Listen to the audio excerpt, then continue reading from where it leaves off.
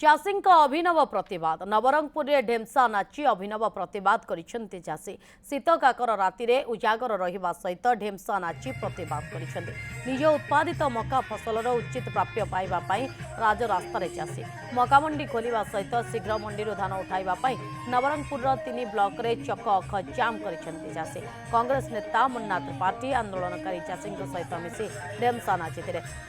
पूर्वतन सांसद प्रदीप माझी आंदोलन में सामिल। जिला प्रशासन सहित आमर कथा समस्त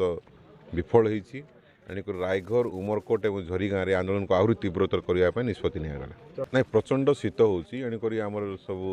आमर तो ये अंचल माने अभ्यास जे आम निआ पुईकी शीत दिन को काटू जेहेतु ये जंगल अंचल और समस्त जगार आज काठ गदा करके निआ पहुँचती एवं राति रे समय अतिवाहित करने देशिया नाट डकाही ये भी आम अंचल गोटे परंपरा तो उभय परंपरा को आम निभाऊँ एवं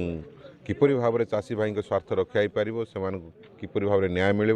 जो लगातार दशंधि धरी शोषण शिकार होती से शोषण किपरि से मुक्ति मुक्त कर प्रयास जारी रही।